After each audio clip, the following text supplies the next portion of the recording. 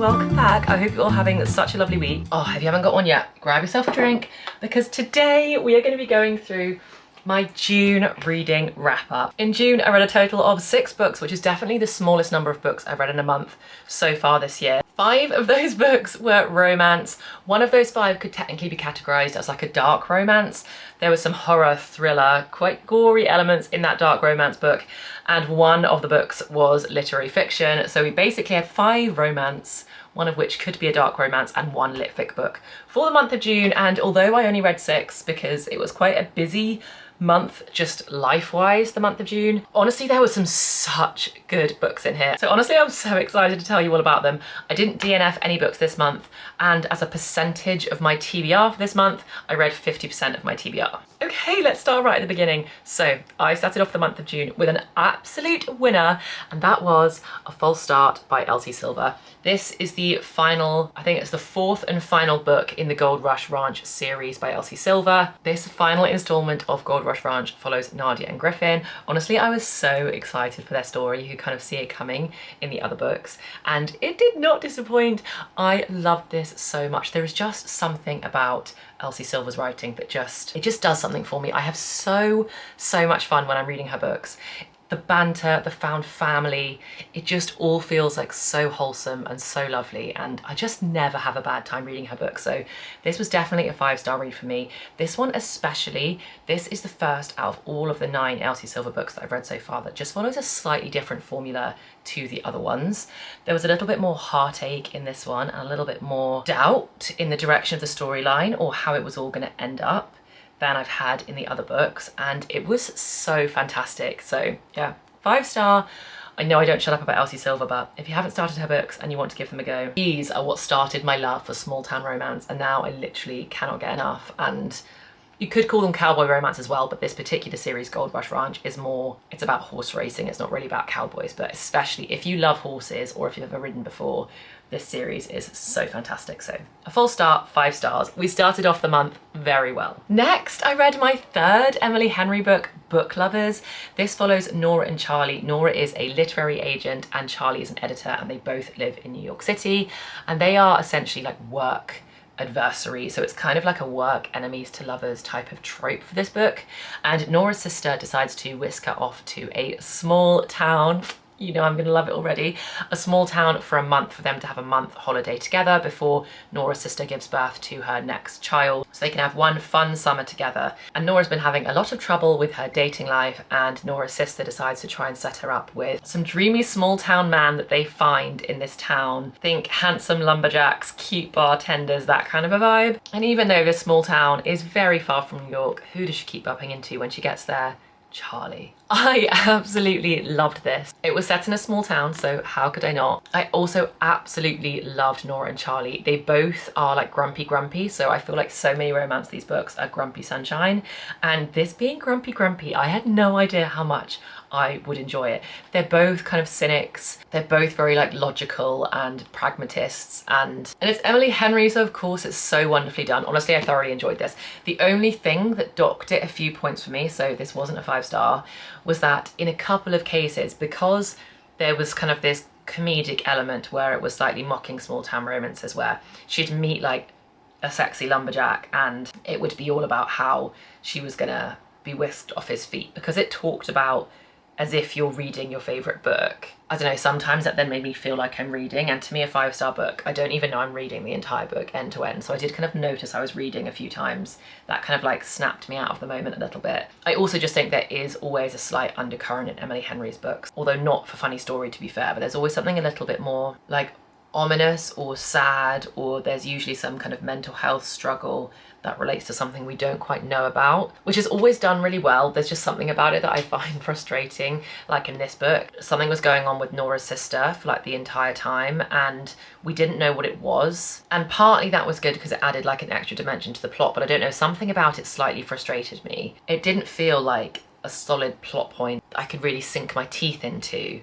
It just was like a bit of an irritating niggle in my mind that I was kind of like, Am I focused on Nora and Charlie, or am I focused on Nora and her sister? But maybe that just all adds to the complexity of the book, I don't really know. Either way, I absolutely loved it, would recommend. 4.5, and so far in my Emily Henry rating universe, Funny Story's been my favourite, this has been my second, and then Happy Place is my third, and Beach Read is still yet to be read, which I'm very excited about, but that was Book Lovers. Next up, Malibu Rising. Oh, this book was so fantastic. This, to me, genuinely feels like compulsory summer reading. And if you haven't read this book, especially if you haven't read this book in the summer, scrap your TBR and put this to the top. This was so brilliant. I was talking to a few of you in my DMs and over on TikTok about this book, and there honestly seems to be such a general consensus that this book feels like a film. It's very hard to explain what I mean by that, but you just want to read it in one sitting and it feels like watching a movie. It's so vividly visual, you can really picture all of it and all of the scenes that are set up. It feels like a truly fantastic film. So this book follows Nina. Well, really it follows her entire family, but Nina is kind of the main character and she is a surfer. And one day every single year, her and her siblings throw a house party in Los Angeles. She is a famous, prominent surfer or surf model. And you basically find out right at the beginning, in fact, I think you find out literally on the back of the book, that by midnight at the end of the day, the party's going to be completely out of control and the house that they throw the house party in is going to have gone up in flames and somebody's going to have burnt the entire house down. And the book is set like over a 24-hour period, hour by hour. You basically read about the 24 hours before somebody lights the house on fire. There's Hollywood glamour in here. I know this is technically set in Malibu, but there's Hollywood glamour in here. The relationships between all of the different family members is so fantastic. And then the other thing that I loved, which I normally really don't, is this is also dual timeline. So you also flash back to read about Nina's parents and how they met, because Nina's father is a very, very famous, or like the most famous, I think it's a rock band, but a musician. So they are kind of children of very famous parents or a very famous father. And you also read about the timeline of how her father and her mother met and how they fell in love and how they built their family. And it's so fantastically well done. I swear, Taylor Jenkins Reid, she almost never misses. I loved this. I love Daisy Jones. I love Seven Husbands. I might go as far as to say this is my favourite, but I don't know if that's fair because I read the other two years ago. But this was absolutely fantastic. I keep changing my mind about whether it's a 4.75 or a 5-star, so I don't really know where it sits, but with either two of those ratings, whether it's 4.75 or it's 5, you've got to add it to your list. So Malibu Rising was up next, and it was so perfect that I did read this while I was away. So I actually did get to read this on the beach, and obviously it's set in Malibu, so the entire thing is very beachy, surfy, sunshine. It was just fantastic. And then I actually listened to Butcher and Blackbird, which wasn't on my TBR at all, but I ended up listening to it because we came back from holiday. I felt like I had so much life stuff to do and I just did not have the time to sit down and read, but I was desperate to get into a good book. And I saw so many people recommend the audiobook for Butcher and Blackbird, saying it's one of the best audiobooks out there, that it's so well done and that it's such an enjoyable audiobook experience in particular.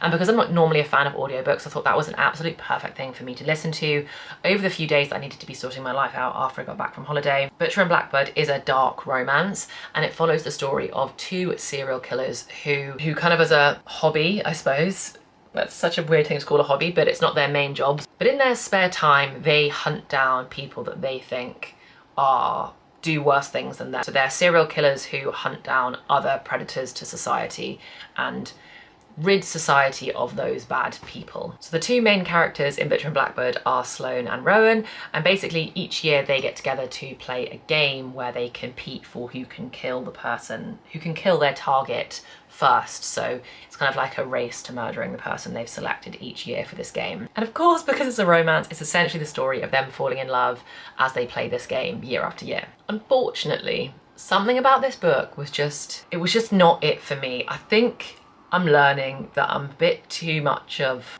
I don't know, I'm still obviously learning what books I like, what books I don't like, what themes, what genres, what tropes, etc. And something about this book was just a bit too icky for me.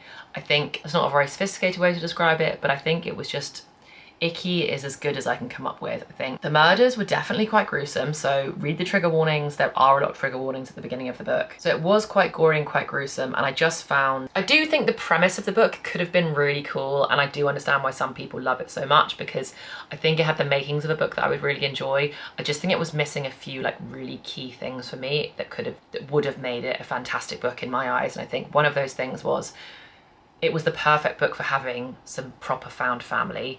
To me, this was too empty of a book. You did definitely get snippets of like Rowan's brothers and Sloane has a best friend, but really I felt like it was lacking in other characters and it was just too much about just the two of them.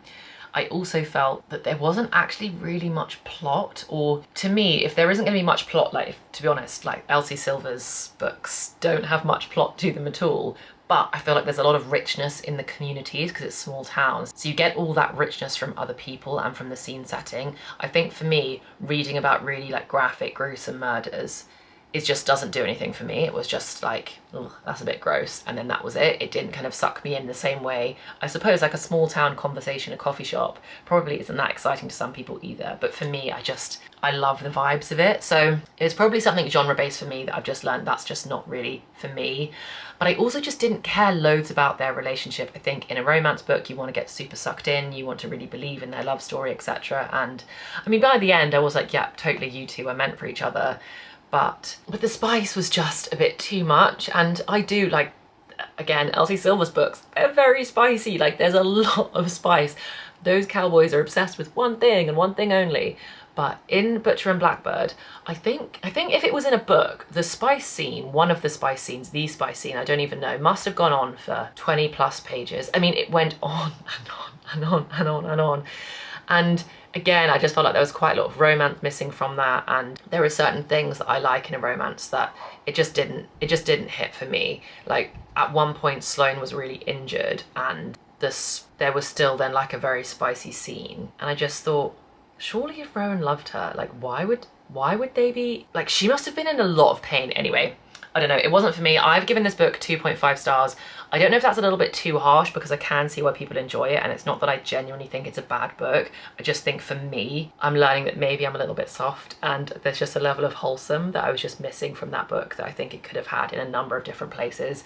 Either their relationship could have had a bit more tenderness to it that I think would have added something, or there could have been some found family in the relationship between him and his brothers that could have been like added a bit more community wholesomeness that just would have done something extra for me. But yeah, that was Butcher and Blackbird. And also I need to stop listening to audiobooks because I just don't think I get sucked in the same way, and there's a very good chance that if I read the actual book it'd be a slightly higher rating. But anyway, that's Butcher and Blackbird. Enough rambling about the book that I didn't love this month. But then we read my favourite book of the month. Guys, The Sevene Slip is such a special book. It's such a special book. I laughed out loud. I actually cried. It was so wonderful. I think in my previous month's reading wrap up, I read the back of the book out loud and I had no idea what on earth it meant, because it talks about a man that she meets that's perfect, but he's from 7 years ago. And I thought, what on earth does that mean? I didn't know that this book has magic in it.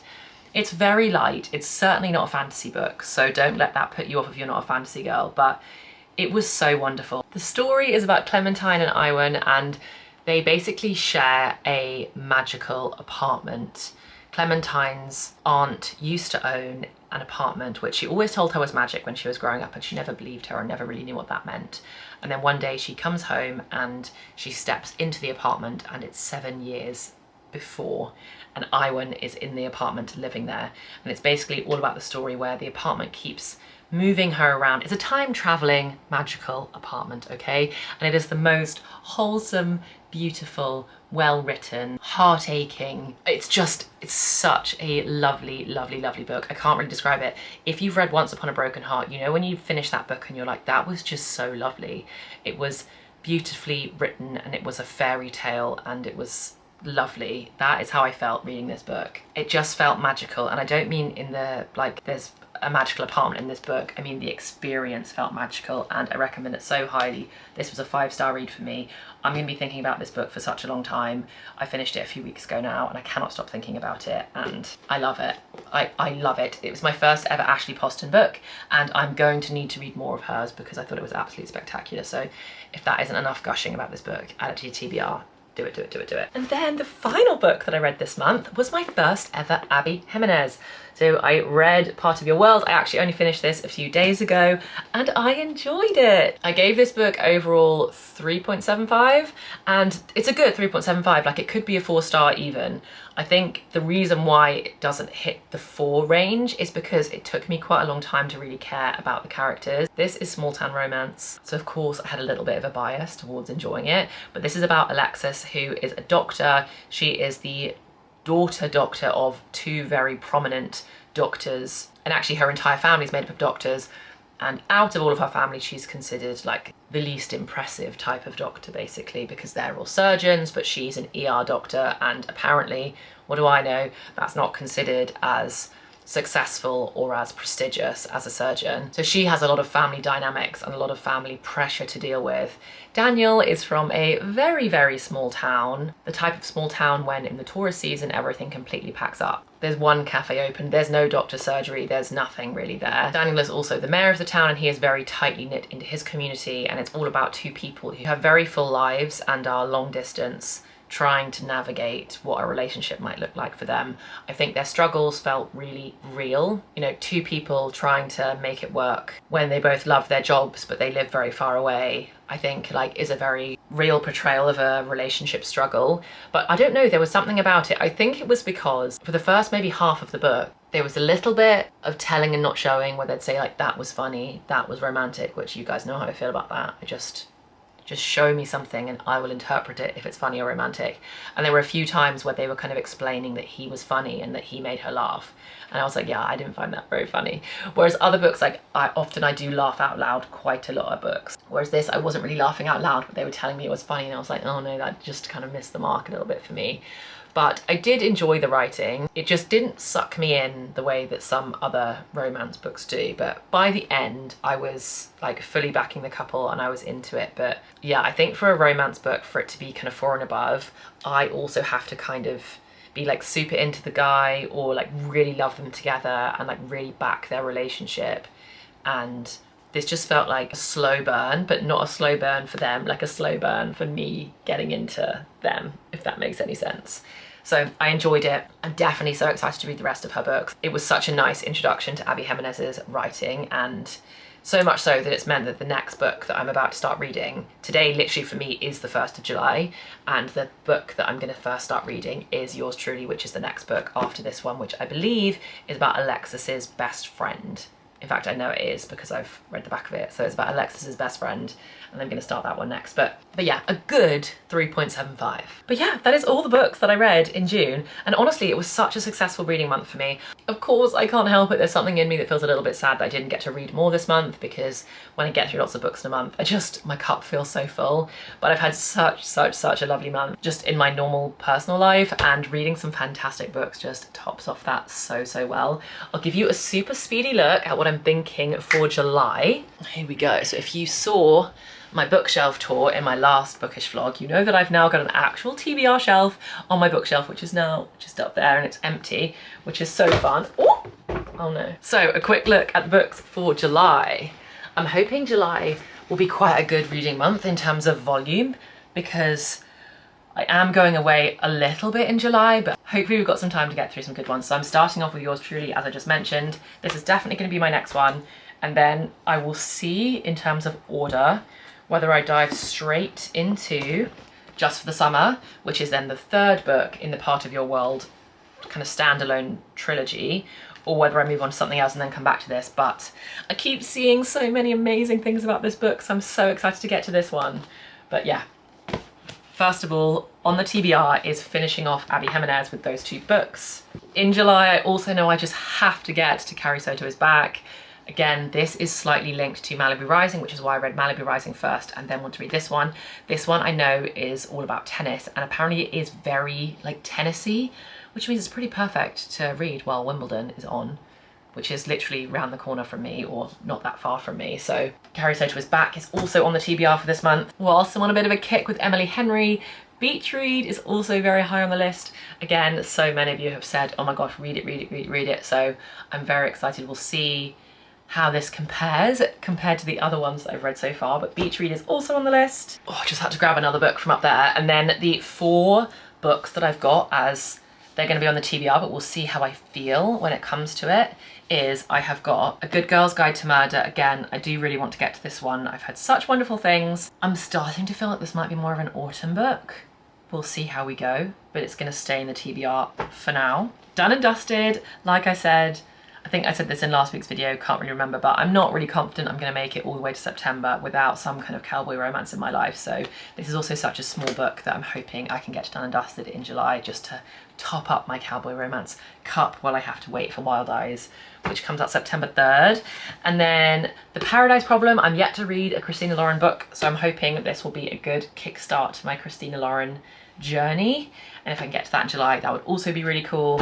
And then the final one, which is, I just don't know when exactly to read it. The next book in the series comes out this month, and I know it's so highly anticipated, and I really feel like I might like this one. I know with Fourth Wing, it didn't quite go as planned, and I didn't love it as much as I'd hoped I would, but I genuinely think, because I've read the first like 10 pages of this, I think this one could hit for me. I don't know, but I hope it will.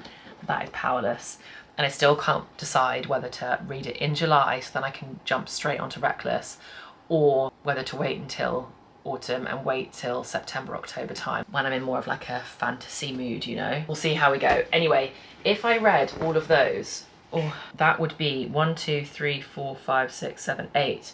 That would be an 8-book reading month, which is pretty standard. I mean, if you split the difference between my May reads, which was 12, and this, which is 6, like 8 should be very doable. But we'll see how we go. It's a very exciting list. This feels like such a good reading month. So we'll see how we go with July. Let me know if you've read any of those books from July, and let me know which ones you should think I should prioritize to read for this month. And let me know if you have also read any of the books that I just finished reading in June, or if you want to add any of these particular books to your TBR, because like I said, it was such a lovely reading month this month. I thoroughly enjoyed it. Right, time for me to get back to my tea, which I always do this. Yeah, that's pretty cold at this point. I'm gonna make myself another cup of tea so I can enjoy a warm one. But I hope you're all having such a lovely week. Thank you so much for hanging out with me and talking books for the last however long. I hope you all have a lovely rest of your week and get in some good reading time. And I truly cannot wait to see you in the next one. Bye guys.